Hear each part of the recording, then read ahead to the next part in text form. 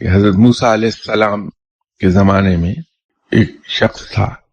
وہ دیکھتا تھا کہ حضرت موسیٰ علیہ السلام کو طور پر تشریف لے آتے ہیں۔ تو ایک بار حضرت موسیٰ علیہ السلام بازار سے گزر رہے تھے، تو اس شخص نے کہا کہ جب آپ اللہ سے گفتگو کریں، رب سے بات چیت ہو، تو میرا ایک سوال رب تعالیٰ سے پوچھ لیجیے کہ میری تقدیر میں آخری سانس تک اللہ نے کتنا رزق لکھا ہے۔ تو حضرت موسیٰ علیہ السلام گئے، تیرا ایک بندہ ہے اسلام کا فلاں بازار میں رہتا ہے، اس نے مجھ سے کہا تھا کہ میں تجھ سے اس کی یہ گزارش پیش کر دوں تیری خدمت میں۔ تو رب تعالیٰ نے فرشتے سے کہا کہ اس آدمی کا بتا دو۔ جب اس شخص سے حضرت موسیٰ علیہ السلام کی ملاقات ہوئی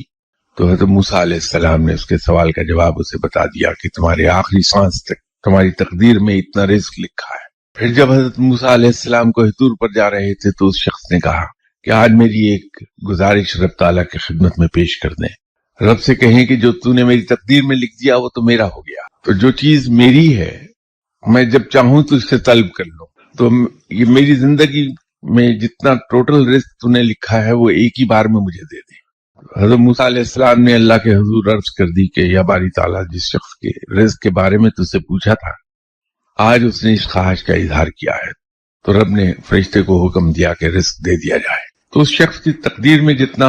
اس کے مرتے دم تک رزق لکھا تھا وہ یکمشت اسے دے دیا گیا۔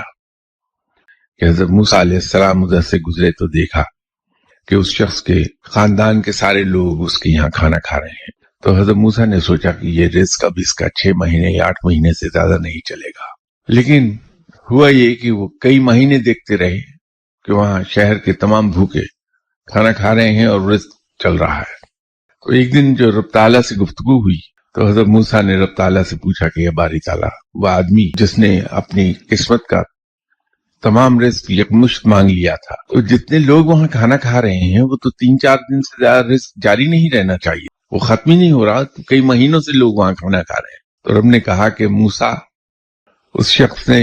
میرے ہی ایک وعدے پر میرے ساتھ سیلز مین شپ لڑا دی کہ وہ میرے بندوں کو کھانا کھلا رہا ہے، میں اسے 1 کے 10 دیتا چلا جا رہا ہوں، اور یہ سلسلہ اب جاری رہے گا جب تک وہ کھانا کھلاتا رہے گا۔ تو جب انسان رب کی راہ پر خرچ کرتا ہے تو پھر اللہ تعالیٰ اسے یوں ہی عطا فرماتا ہے، اس کے پاس مال و زر کی رزق کی کمی کبھی نہیں آتی۔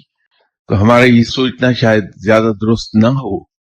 کہ اگر ہم اللہ کی راہ پہ خرچ کرتے رہیں گے تو ہمارے پاس مال و زر کبھی جمع نہیں ہوتا۔ بات صرف اتنی ہے کہ ہم میں سے کوئی شخص اس چیز پر عمل کر کے دیکھ لے کہ بغیر کسی غرض کے، بغیر کسی توقع کے، بے لوث ہو کر صرف اور صرف اللہ کی رضا کے لیے اس کے بندوں پر خرچ کرے کھلے دل سے، اور دیکھیے پھر